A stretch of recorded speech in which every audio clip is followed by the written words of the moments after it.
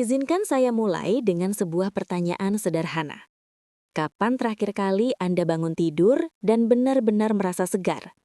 Bukan sekadar melek karena alarm berbunyi, bukan karena terpaksa harus mulai beraktivitas. Tapi bangun dengan tubuh yang terasa ringan, pikiran yang jernih, dan semangat yang muncul dengan sendirinya sejak pagi hari. Jika Anda harus berpikir sejenak untuk menjawab pertanyaan itu, maka kemungkinan besar Anda sedang mengalami sesuatu yang dialami oleh jutaan orang di atas usia 50 tahun di seluruh dunia. Dan sayangnya, kebanyakan dari mereka menganggapnya sebagai hal yang wajar. Ya memang begini kalau sudah tua. Susah tidur, gampang lelah, bangun belum siang tapi sudah ngantuk lagi sore. Saya mendengar kalimat-kalimat seperti itu hampir setiap hari selama lebih dari 20 tahun praktik klinis. Dan setiap kali mendengarnya, ada satu hal yang selalu ingin saya luruskan kepada pasien saya. Lelah yang kronis dan tidur yang buruk bukan bagian normal dari penuaan. Itu adalah tanda peringatan. Bukan tanda bahwa tubuh Anda sudah habis, tapi tanda bahwa ada sesuatu yang perlu diperhatikan, diperbaiki, dan dijaga. Dan masih sangat mungkin untuk diperbaiki. Hari ini di channel Sehat Menuju Senja, kita akan berbicara tentang sesuatu yang sering dianggap sepele, padahal dampaknya luar biasa besar terhadap kesehatan jangka panjang Anda. Kita akan membahas tentang tidur. Bukan sekadar tidur, tetapi tidur yang berkualitas sebagai fondasi vitalitas dan stamina di usia senja. Ada fakta yang mungkin akan mengejutkan Anda. Penelitian dari berbagai penjuru dunia menunjukkan bahwa orang yang tidur kurang dari 6 jam setiap malam secara konsisten memiliki resiko lebih tinggi terkena penyakit jantung, diabetes tipe 2, gangguan memori, bahkan kematian dini, dibandingkan mereka yang tidur 7 hingga 8 jam dengan kualitas yang baik. Dan yang lebih mencengangkan, resiko ini tidak jauh berbeda dengan resiko yang ditimbulkan oleh merokok atau kurangnya aktivitas fisik. Tidur bukan kemewahan. Tidur adalah kebutuhan biologis yang setara dengan makan dan bernafas. Namun ironisnya, di usia yang justru paling membutuhkan pemulihan optimal inilah, yaitu di atas 50-60 tahun, banyak orang justru mengalami gangguan tidur yang semakin memburuk. Dan bukan karena tubuh mereka sudah tidak mampu, justru karena kebiasaan, lingkungan, dan cara pandang mereka terhadap tidur yang telah keliru sejak lama. Dalam video ini, selama kurang lebih 35 menit ke depan, saya akan mengajak Anda memahami secara menyeluruh mengapa tidur berkualitas menjadi semakin penting di usia senja. Kita akan membahas apa yang sebenarnya terjadi di dalam tubuh Anda ketika Anda tidur dan ketika Anda tidak tidur dengan baik. Kita akan telusuri apa saja penyebab gangguan tidur yang paling sering terjadi, termasuk faktor-faktor yang mungkin tidak pernah Anda duga sebelumnya. Saya akan berbagi pengalaman klinis, apa yang sering saya temui di ruang praktik, kesalahan umum yang dilakukan pasien, dan mitos-mitos seputar tidur yang perlu diluruskan. Dan yang paling penting, saya akan memberikan panduan praktis dan berbasis bukti tentang apa yang bisa Anda lakukan mulai hari ini untuk memperbaiki kualitas tidur Anda.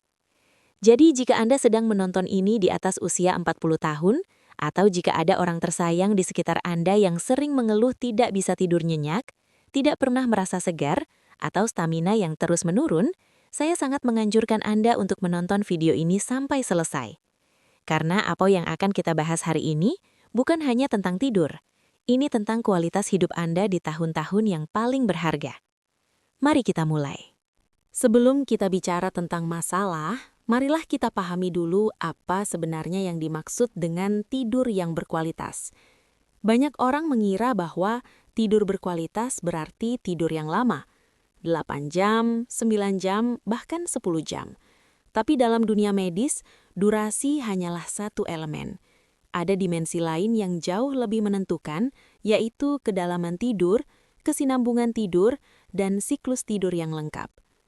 Mari saya jelaskan dengan cara yang mudah dipahami. Ketika Anda berbaring dan mulai tertidur, tubuh Anda tidak langsung masuk ke kondisi mati sementara. Tidak. Justru sebaliknya. Otak dan tubuh Anda mulai menjalankan serangkaian proses yang sangat kompleks dan terorganisir, yang kita kenal sebagai siklus tidur.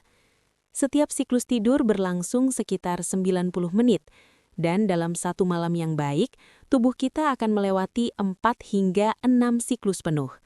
Setiap siklus terdiri dari beberapa tahapan yang secara umum dibagi menjadi 2 kategori besar, yaitu tidur non-REM dan tidur REM. Tidur non-REM terbagi lagi menjadi 3 fase. Fase pertama adalah tidur ringan, saat Anda baru saja menutup mata, tubuh mulai mengendur, dan pikiran mulai melayang. Ini adalah zona transisi. Fase kedua adalah tidur sedang. Detak jantung mulai melambat, suhu tubuh sedikit turun, dan gelombang otak mulai berubah. Disinilah sebagian besar waktu tidur Anda dihabiskan. Dan fase ketiga, inilah yang paling berharga, adalah tidur dalam atau deep sleep. Dalam fase ini, tekanan darah menurun, pernafasan melambat, dan otak mengeluarkan gelombang delta yang lambat dan kuat. Disinilah tubuh Anda benar-benar memulihkan diri. Lalu ada tidur REM, singkatan dari Rapid Eye Movement, karena di fase ini, mata kita bergerak cepat meski kelopak mata tertutup. Tidur REM adalah tahapan di mana mimpi paling vivid terjadi. Tapi lebih dari itu, REM adalah saat otak Anda memproses memori, mengkonsolidasikan pengalaman, dan mengatur keseimbangan emosi. Bisa dibilang, REM adalah service center untuk kesehatan mental dan kognitif Anda. Nah, mengapa ini semua penting untuk dipahami?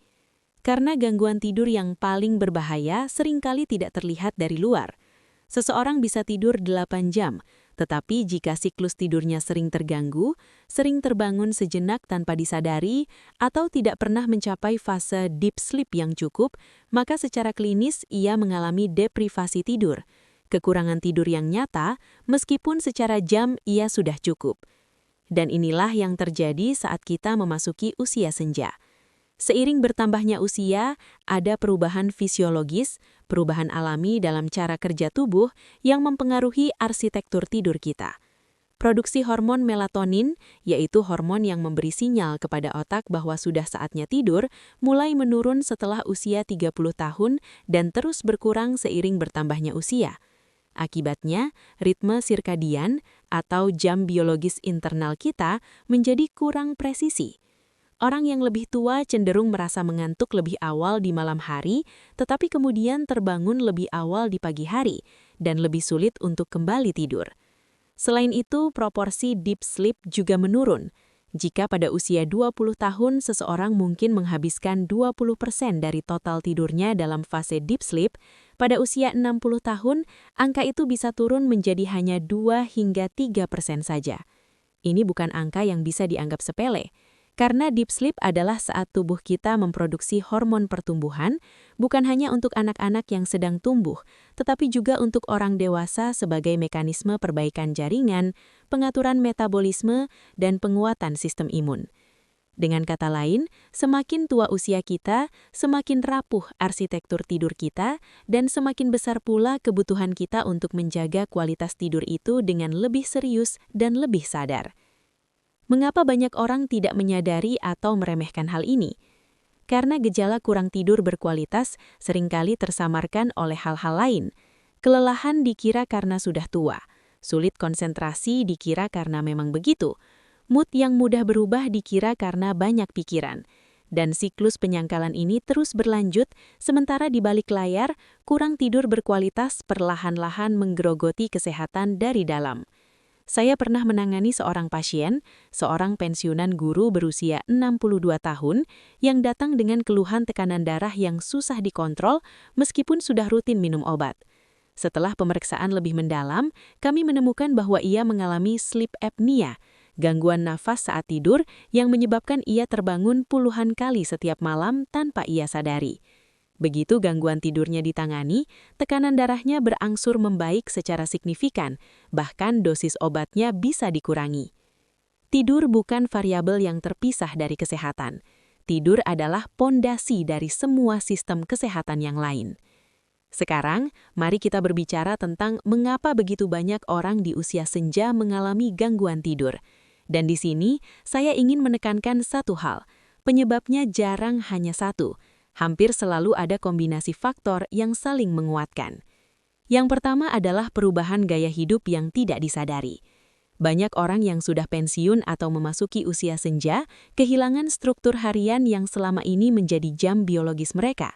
Dulu, ada jadwal bangun pagi karena harus bekerja. Sekarang, tidak. Akibatnya jam tidur menjadi tidak konsisten. Kadang tidur jam 8 malam, kadang jam 12 malam. Kadang siang tidur 3 jam, malam jadi susah tidur. Ritme sirkadian yang selama 20 tahun terbentuk perlahan menjadi kacau. Ini terdengar sepele, tapi dampaknya sangat nyata. Ritme sirkadian kita sangat bergantung pada konsistensi. Otak membutuhkan sinyal yang teratur, cahaya, aktivitas, dan waktu makan untuk mengatur siklus tidur dan bangun dengan tepat. Ketika sinyal-sinyal itu menjadi tidak teratur, jam biologis kita pun mulai melenceng. Yang kedua adalah kurangnya paparan cahaya natural. Ini adalah faktor yang sangat sering diabaikan. Cahaya matahari, terutama di pagi hari, adalah pengatur utama ritme sirkadian kita. Ketika mata kita menerima cahaya terang di pagi hari, otak kita menerima sinyal bahwa ini adalah waktu untuk aktif dan sekaligus mempersiapkan produksi melatonin untuk malam nanti. Masalahnya, banyak orang yang berusia di atas 50 tahun menghabiskan sebagian besar waktunya di dalam ruangan, baik karena kondisi fisik, kebiasaan, atau memang tidak ada alasan untuk keluar. Akibatnya, paparan cahaya natural berkurang drastis dan siklus tidur pun terganggu. Yang ketiga adalah kondisi medis yang mendasari. Di usia senja, prevalensi berbagai kondisi kronis meningkat dan banyak di antaranya secara langsung mengganggu kualitas tidur. Nyeri sendi kronis membuat tubuh sulit menemukan posisi nyaman, frekuensi buang air kecil yang meningkat baik karena pembesaran prostat pada pria atau melemahnya otot kandung kemih menyebabkan terbangun beberapa kali malam hari. Refluks asam lambung seringkali memburuk saat berbaring, mengganggu tidur tanpa terasa seperti masalah lambung. Dan yang sangat perlu mendapat perhatian khusus adalah sleep apnea, kondisi di mana saluran nafas sementara tersumbat saat tidur menyebabkan seseorang berhenti bernafas sesaat dan terbangun tanpa menyadarinya. Sleep apnea jauh lebih umum daripada yang banyak orang kira, dan di usia lanjut, risikonya meningkat secara signifikan. Yang keempat adalah efek samping obat-obatan. Ini adalah sesuatu yang sangat sering saya temui dalam praktik klinis dan sangat jarang dibicarakan secara terbuka. Banyak obat yang umum dikonsumsi oleh lansia, obat tekanan darah tertentu, obat kolesterol golongan statin pada sebagian orang, diuretik atau obat kencing yang diminum terlalu malam, bahkan beberapa obat sakit mah dapat mempengaruhi kualitas tidur. Kadang membuat sulit tidur, kadang menyebabkan mimpi buruk, kadang membuat tidur terasa ringan dan tidak nyenyak. Saya selalu menekankan kepada pasien saya, jangan pernah berhenti minum obat sendiri, tapi juga jangan ragu untuk bertanya kepada dokter Anda, apakah ada obat yang mungkin mempengaruhi tidur Anda, dan apakah ada penyesuaian waktu minum atau jenis obat yang bisa dilakukan. Yang kelima, faktor psikologis dan emosional. Usia senja seringkali datang bersamaan dengan perubahan besar dalam kehidupan. Pensiun, kehilangan pasangan, perpisahan dengan anak-anak yang sudah dewasa dan mandiri, atau menghadapi penyakit kronis dalam jangka panjang. Semua ini dapat memicu kecemasan dan depresi, dua kondisi yang sangat erat kaitannya dengan gangguan tidur. Yang perlu dipahami adalah kecemasan dan gangguan tidur saling menguatkan. Sulit tidur membuat kecemasan meningkat. Kecemasan yang meningkat membuat tidur semakin sulit. Ini adalah lingkaran yang jika tidak diintervensi akan semakin mengencang seiring waktu. Dan yang keenam, faktor yang paling sering diabaikan adalah kebiasaan sebelum tidur atau yang disebut dalam dunia medis sebagai sleep hygiene. Kebiasaan menggunakan ponsel atau menonton televisi hingga larut malam adalah salah satu penyebab terbesar gangguan tidur di era modern ini. Layar elektronik memancarkan cahaya biru yang secara langsung menghambat produksi melatonin. Otak Anda tidak bisa membedakan antara cahaya layar ponsel dan cahaya matahari. Keduanya sama-sama memberi sinyal ini masih siang hari. Akibatnya, melatonin tidak diproduksi pada waktu yang tepat, dan Anda pun tidak merasa mengantuk meskipun jam sudah menunjukkan pukul 11 malam. Konsumsi kopi atau kafein setelah sore hari, makan malam yang terlalu berat terlalu dekat dengan waktu tidur, dan ruangan tidur yang terlalu terang, terlalu bising, atau terlalu panas, semua ini adalah faktor yang tampaknya kecil, tetapi secara kumulatif memberikan dampak yang besar terhadap kualitas tidur Anda. Dan tanda-tanda awal yang sering diabaikan, perhatikan jika Anda mulai Selama lebih dari 2 dekade saya menangani pasien dari berbagai latar belakang dan usia, ada beberapa pola yang terus-menerus saya temui ketika berbicara tentang tidur. Dan saya ingin berbagi beberapa di antaranya dengan Anda. Bukan untuk menghakimi, tapi karena saya tahu bahwa mendengar pengalaman nyata kadang jauh lebih menyentuh daripada sekadar angka dan statistik. Kesalahan pertama yang paling umum saya temui, pasien mencoba membalas tidur di akhir pekan. Ada pasien saya, seorang pengusaha berusia 58 tahun yang selama 5 hari kerja tidur rata-rata 5 jam per malam. Tapi di Sabtu dan Minggu, ia tidur hingga 12 jam. Ia bangga dengan pola ini. Ia merasa sudah menebus utang tidurnya. Saya harus menyampaikan berita yang kurang menyenangkan. Utang tidur tidak bisa dibayar seperti utang uang. Tidur lebih lama di akhir pekan memang membuat Anda terasa lebih segar sesaat. Tetapi kerusakan yang terjadi selama 5 hari kurang tidur, termasuk gangguan metabolisme, peningkatan penanda inflamasi dalam darah, dan penurunan fungsi imun, tidak hilang hanya dengan 2 hari tidur panjang. Penelitian menunjukkan bahwa dampak biologis dari kurang tidur kronis tetap terukur bahkan setelah beberapa hari membayar tidur tersebut. Kesalahan kedua, mengandalkan alkohol sebagai obat tidur alami. Saya cukup sering mendengar ini.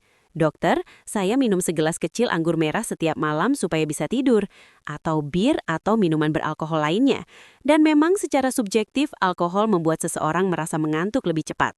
Tapi inilah yang sebenarnya terjadi di dalam tubuh Anda. Alkohol memang mempercepat onset tidur, tapi ia sangat mengganggu fase REM. Efeknya paling terasa di paruh kedua malam. Saat alkohol sudah di metabolisme tubuh, otak memantul kembali dengan lebih terjaga, menyebabkan Anda sering terbangun, bermimpi lebih kacau, dan bangun pagi dengan kepala berat. Jadi meskipun secara jam Anda tidur 8 jam, kualitas tidur Anda secara signifikan berkurang. Ini adalah jebakan yang sangat umum dan sangat penting untuk dipahami. Kesalahan ketiga, terlalu bergantung pada obat tidur tanpa penanganan penyebab dasarnya. Saya tidak bermaksud mengatakan bahwa obat tidur tidak memiliki tempatnya. Dalam kondisi tertentu, obat tidur diresepkan oleh dokter dengan alasan yang valid dan melalui pertimbangan klinis yang matang. Tapi yang saya temui di lapangan adalah banyak pasien yang mengonsumsi obat tidur selama bertahun-tahun tanpa pernah dicari tahu apa penyebab mendasar insomnia mereka. Obat tidur, terutama golongan benzodiazepin yang sering diresepkan, memiliki risiko ketergantungan, efek samping pada fungsi kognitif dan keseimbangan tubuh yang meningkat pada usia lanjut, serta kenyataan bahwa efektivitasnya cenderung menurun seiring pemakaian jangka panjang. Tujuan utama pengobatan tidur seharusnya bukan hanya membuat seseorang terlelap, tapi memulihkan arsitektur tidur yang sehat. Dan itu tidak bisa dicapai hanya dengan pil. Sekarang, mari kita luruskan beberapa mitos yang sangat umum beredar di masyarakat. Mitos pertama, lansia memang butuh tidur lebih sedikit. Ini adalah salah satu kesalahpahaman yang paling berbahaya. Fakta medisnya, kebutuhan tidur orang dewasa tidak berkurang secara signifikan seiring usia. Yang berubah adalah kemampuan tubuh untuk mendapatkan tidur yang cukup, bukan kebutuhannya. Seorang berusia 65 tahun tetap membutuhkan 7 hingga 8 jam tidur berkualitas per malam, sama seperti seseorang yang berusia 30 tahun. Yang berbeda adalah, ia mungkin lebih sulit untuk mencapai jumlah itu secara alami. Dan justru karena itulah, perlu strategi yang lebih sadar. Mitos kedua, mimpi yang banyak berarti tidur tidak nyenyak. Tidak selalu, mimpi yang vivid dan kaya seringkali justru merupakan tanda bahwa Anda sedang dalam fase tidur REM yang sehat, dan itu adalah hal yang baik. Yang bermasalah adalah mimpi buruk berulang yang mengganggu, atau terbangun karena mimpi yang disertai rasa cemas berlebihan. Itu memang perlu dievaluasi. Tapi secara umum, bermimpi adalah bagian normal dan sehat dari siklus tidur. Mitos ketiga, kalau tidak bisa tidur, tetap berbaring di tempat tidur dan coba terus. Ini justru bisa memperburuk insomnia. Ketika kita berbaring di tempat tidur sambil berjuang untuk tidur, menatap langit-langit, membolak-balik badan, melihat jam berkali-kali, otak kita mulai mengasosiasikan tempat tidur dengan frustasi dan kecemasan, bukan dengan relaksasi. Secara klinis, salah satu teknik yang justru dianjurkan adalah, jika Anda tidak bisa tidur dalam 20 menit, bangunlah. Pergi ke ruangan lain, lakukan aktivitas yang menenangkan dengan pencahayaan redup, dan kembali ke tempat tidur hanya ketika Anda benar-benar merasa mengantuk. Ini adalah bagian dari pendekatan yang disebut Cognitive Behavioral Therapy for Insomnia, atau CBTI, yang kini diakui secara luas sebagai penanganan utama insomnia kronis, bahkan lebih efektif daripada obat tidur dalam jangka panjang. Mitos keempat, mendengar itu normal dan tidak berbahaya. Mendengor memang sangat umum, terutama seiring bertambahnya usia dan bertambahnya berat badan. Tapi umum tidak selalu berarti tidak berbahaya. Mendengor keras yang disertai henti napas, meskipun hanya sesaat, adalah simbol utama sleep apnea, sebuah kondisi yang jika tidak ditangani, dapat meningkatkan risiko tekanan darah tinggi, penyakit jantung, stroke, dan gangguan metabolisme secara signifikan. Jika pasangan Anda mengatakan Anda mendengor keras atau kadang terlihat seperti berhenti napas saat tidur, tolong jangan anggap itu sebagai bahan candaan. Itu adalah sinyal medis yang perlu dievaluasi oleh dokter. Setelah kita memahami apa itu tidur berkualitas, mengapa ia terganggu, dan kesalahan-kesalahan yang sering dilakukan, sekarang tibalah bagian yang mungkin paling Anda tunggu-tunggu. Apa yang bisa kita lakukan untuk memperbaikinya? Saya ingin memulai dengan satu prinsip yang sederhana namun sangat fundamental. Tidak ada satu solusi tunggal yang berlaku untuk semua orang. Setiap tubuh memiliki keunikannya masing-masing, dan apa yang berhasil untuk satu orang mungkin perlu disesuaikan untuk orang lain. Tapi ada prinsip-prinsip dasar yang didukung oleh bukti medis yang kuat, dan inilah yang ingin saya bagikan. Langkah pertama, tetapkan jadwal tidur yang konsisten. Ini adalah intervensi paling sederhana dan paling kuat yang bisa Anda lakukan, dan yang paling sering diabaikan karena terdengar terlalu mudah. Bangun pada jam yang sama setiap hari, 7 hari seminggu, termasuk akhir pekan. Bukan jam tidurnya yang perlu dikunci terlebih dahulu, tapi jam bangunnya, karena jam bangun yang konsisten adalah jangkar yang membantu otak Anda mengatur ritme sirkadian dengan lebih tepat. Jika Anda memutuskan untuk bangun jam 6 pagi setiap hari, lakukan itu selama 3-4 minggu terus-menerus tanpa pengecualian. Tubuh Anda akan mulai menyesuaikan diri, dan Anda akan mulai merasa mengantuk pada jam yang lebih teratur di malam hari. Langkah kedua, ciptakan jendela gelap sebelum tidur. Setidaknya 1 jam sebelum waktu tidur yang Anda rencanakan, mulailah menurunkan intensitas cahaya di sekitar Anda. Matikan atau redupkan lampu. Jauhkan layar ponsel dan televisi. Ini bukan hanya tentang menghindari stimulasi mental. Ini secara harfiah memberikan sinyal kepada otak bahwa saatnya memproduksi melatonin dan mempersiapkan tubuh untuk tidur. Jika Anda ingin melakukan aktivitas sebelum tidur, pilihlah yang tenang dan tidak menggunakan layar. Membaca buku fisik dengan pencahayaan lembut, mendengarkan musik yang menenangkan, berdoa atau meditasi ringan, atau sekedar duduk dalam ketenangan. Langkah ketiga, optimalkan lingkungan tidur Anda. Kamar tidur idealnya adalah tempat yang sejuk, gelap, dan sunyi. Suhu ruangan yang terlalu panas adalah salah satu pengganggu tidur yang paling umum di iklim tropis seperti Indonesia. Tubuh kita membutuhkan penurunan suhu inti yang sedikit untuk memicu dan mempertahankan tidur dalam. Suhu sekitar 22 hingga 24 derajat Celcius umumnya dianggap optimal untuk tidur, meskipun ini bisa bervariasi antar individu. Pastikan katras dan bantal Anda memberikan dukungan yang tepat untuk tubuh Anda, terutama jika Anda memiliki nyeri baku atau jantung. Investasi pada kualitas tempat tidur adalah investasi pada kualitas hidup Anda. Langkah keempat, perhatikan apa yang Anda konsumsi dan kapan. Hindari kafein setelah pukul 2 siang. Kafein memiliki waktu paruh sekitar 5 hingga 7 jam di dalam tubuh. Artinya, secangkir kopi yang Anda minum pukul 3 siang masih aktif dalam tubuh Anda hingga pukul 10 malam. Ini bukan berarti kafein memaksa Anda tetap terjaga, tapi ia memblokir reseptor adenosin, zat kimia di otak yang secara alami membangun tekanan tidur sepanjang hari dan membuat Anda semakin mengantuk seiring waktu. Makan siang sebaiknya dilakukan setidaknya 2 hingga 3 jam sebelum tidur. Tidur dalam keadaan kenyang penuh nantinya meningkatkan risiko refluks asam dan mengharuskan sistem pencernaan bekerja keras di saat tubuh Anda seharusnya beristirahat. Dan alkohol, seperti yang sudah saya jelaskan sebelumnya, sebaiknya dihindari sebagai bantuan tidur. Jika Anda memang mengonsumsinya dalam konteks sosial, pastikan jarak antara konsumsi alkohol dan waktu tidur Anda setidaknya 3 jam. Langkah kelima, tingkatkan aktivitas fisik dengan bijak. Aktivitas fisik yang teratur adalah salah satu intervensi tidur yang paling efektif yang didukung oleh ilmu pengetahuan. Latihan aerobik menengah seperti berjalan kaki cepat, bersepeda atau berenang selama 30 menit 5 kali seminggu terbukti secara konsisten meningkatkan kualitas dan durasi tidur. Namun ada satu catatan penting, waktu berolahraga juga berpengaruh. Olahraga intensitas tinggi yang dilakukan terlalu dekat dengan waktu tidur, misalnya jogging berat pukul 8 malam, justru membuat tubuh terlalu terstimulasi dan mempersulit tidur. Waktu terbaik untuk berolahraga bagi masyarakat pada umumnya adalah pagi hingga sore hari. Paparan sinar matahari pagi yang didapatkan saat berjalan pagi memberikan manfaat ganda, menggerakkan tubuh sekaligus mengkalibrasi jam biologis Anda. Ini adalah kebiasaan yang menurut saya adalah salah satu yang paling saya rekomendasikan kepada hampir semua pasien saya di atas umur 50 tahun. Langkah keenam, kelola stres dan kecemasan secara aktif.